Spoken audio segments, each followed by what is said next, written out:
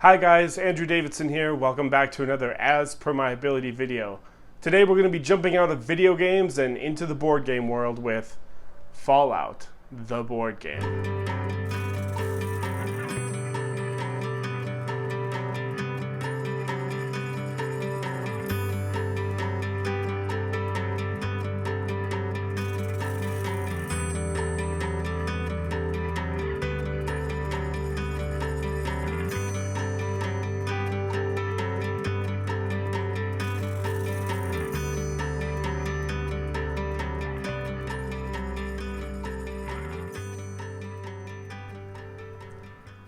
Hey guys, welcome back to another video. Today we're going to be talking about Fallout, the board game. Now, for those of you that don't know, Fallout is an incredibly popular video game series that has been running for decades now.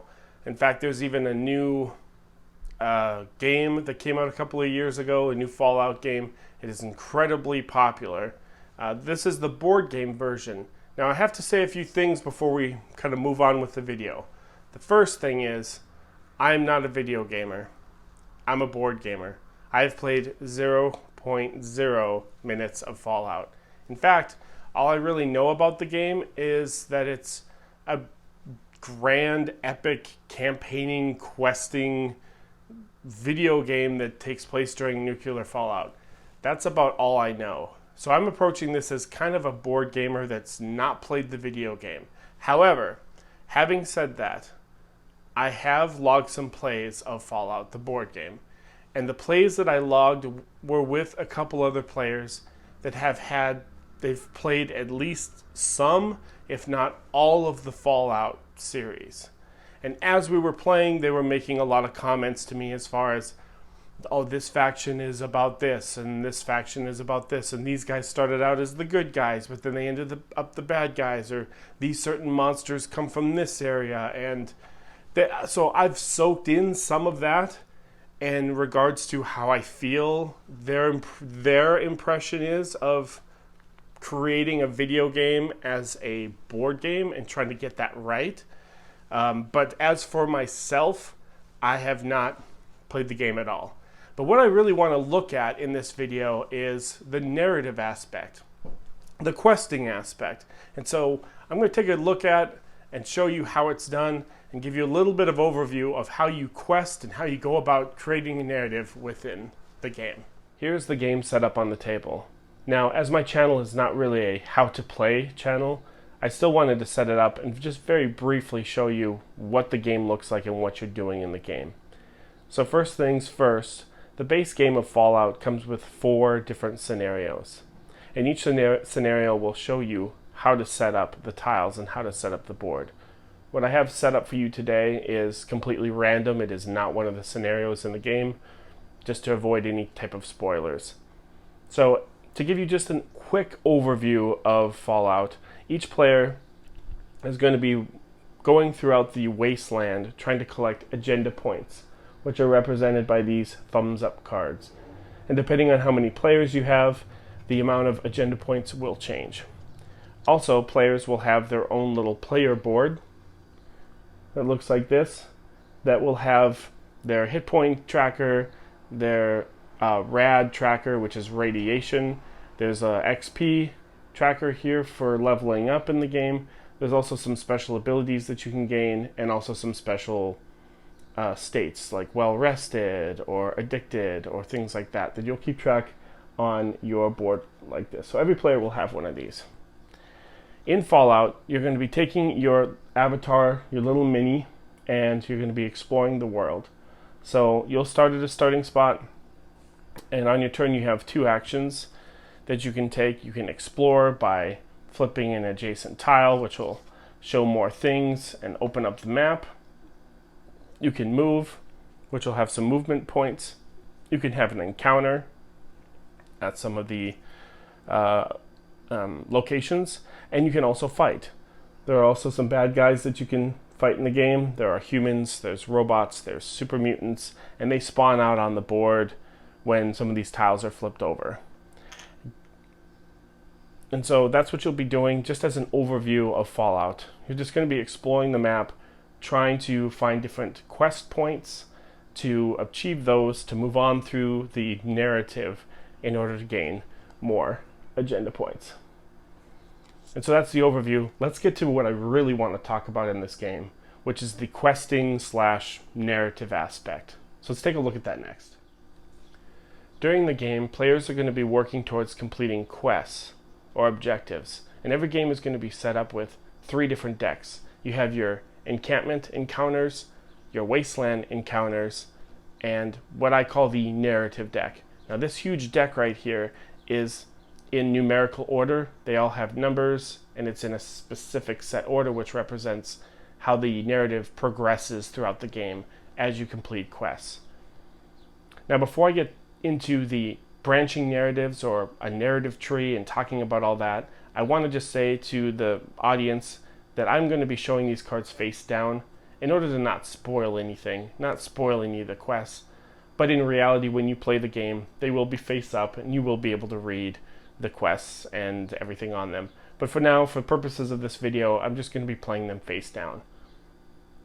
So, moving forward, every game starts with staging. It's what they call staging, which is placing out on the table for the players to see a card. And depending on what scenario you pick, it'll be a different card. So it might say, for this scenario, stage card 46. So you would look through here, find card 46, and you would place it on the table. Again, you would place it face up, but I'm not going to spoil anything. And so everyone would look at this, and every quest has a top and a bottom. And so how it works is you have like an A or a B. And as you complete them, you would be going in different directions, here or here, creating kind of a tree. Now you would have A or B, or they say 1 or 2, 1 or 2. And if you complete the 1, or you can complete the 2, or over here, the 1, maybe this one has another one, maybe this is the ending of a narrative, and it branches off over here.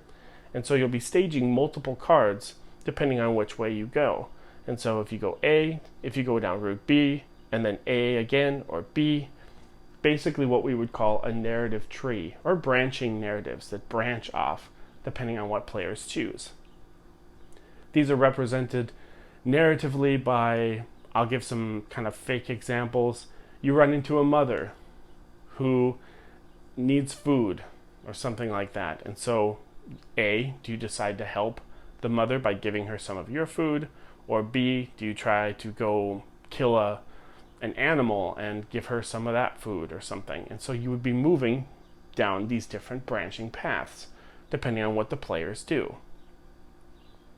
Now sometimes the game will remember certain things that you have done, and you will come across in this deck encounter cards like this that will be then shuffled into the encounter. So you will take, let's say we have a 2-player game. You would take 2 cards in a 2-player game. You would basically shuffle these up so that it's lost in here, and you would place it back on top. So now there's an encounter in there that wasn't in there before because you've come across some objective. So again, another fake example, you've come across a mother who's lost her child. Her child has run off. Do you go searching for her, or do you ignore the mother and continue walking on? If you search for her, it might say to add an encounter into this encounter deck, or this one, just depending on the quest, the scenario, whatever. And so now, if you decide to go this way, her card is in here somewhere towards the top. And so you will be going through encounters saying, oh, I found her. And you'll be flipping the card and saying, oh, I found her, and that'll move you on. And as you complete quests, you're getting agenda points, which is really how you win the game.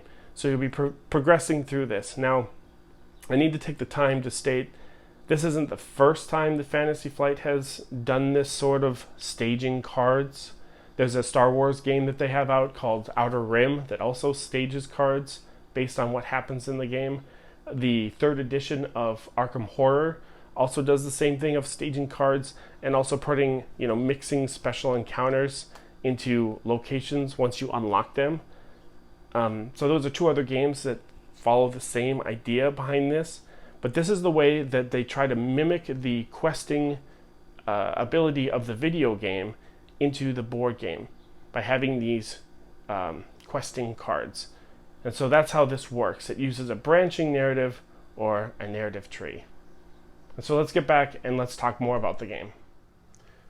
So let me talk about some of the things that I think are really cool about the game, and then I'll jump into the second part, which I'll talk about some of the thoughts, concerns, ideas that I've had about the game. So first of all, the narrative tree, the narrative branch, I think it's great. It really does replicate the idea of going on these quests and having the game remember that you talk to the mother, and so the female, the child card gets put in the encounter deck. You know, if you wouldn't have talked to the mother, that card wouldn't have been in there. It really connects things. It really keeps all the quests connected. I think that's a really cool way to implement something from a video game where, as I understand, you go about and you kind of do quests like that. You make decisions, A or B. And that's really cool. It's not very linear, although it is, but it branches. And so the branching narrative, or the narrative tree, I think it's pretty cool. Now, having said that, let's move on to some of the thoughts that I have. Now, as I said, I've logged 3 games of this game so far at the time of this recording. And every single time that I've played, I couldn't help but think, you know, this game could really use an app.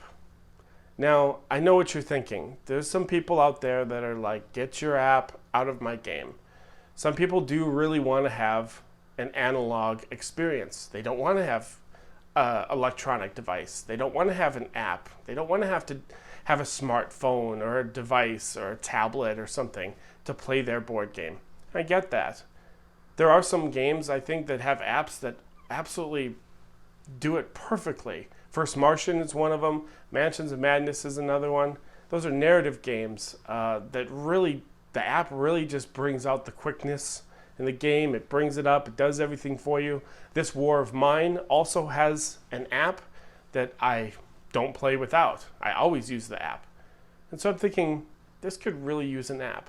But as I've played over the course of 3 games, I've started to think about, well, maybe because they're creating something that's an offshoot of a video game. Maybe it's really necessary that we keep the cards. And yeah, it does slow the game down. You do have to worry about pulling cards. Find card 67, put it on the table. Find card 123, put it in the encounter deck. If 112 is not in the game, pull 78 and 79. If this card is achieved, then find card 4 in stage 49. And there's a lot of just, okay, let me find all these cards. It does slow the game down, but you know, maybe that's an okay thing.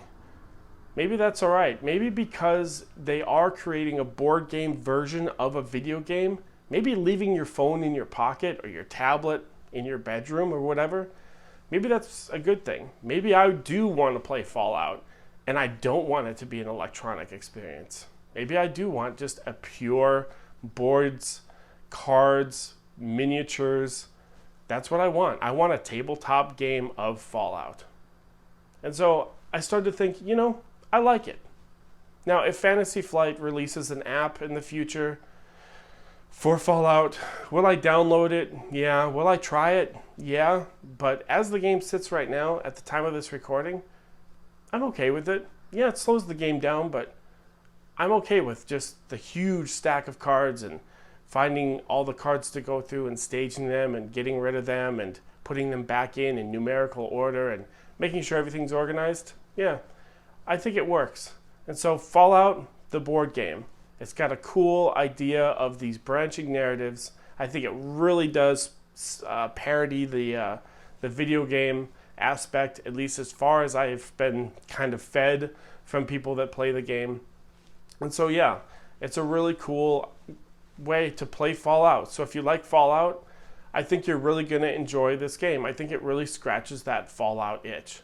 If you don't like Fallout and you just like tile exploration, level up your character type of games, this one's for you too. So Fallout kind of hits on both sides. If you're a fan, if you're not a fan. And so that's Fallout the board game. I'm Andrew Davidson with As Per My Ability. And as always, I will see you at the next video. Thanks for watching.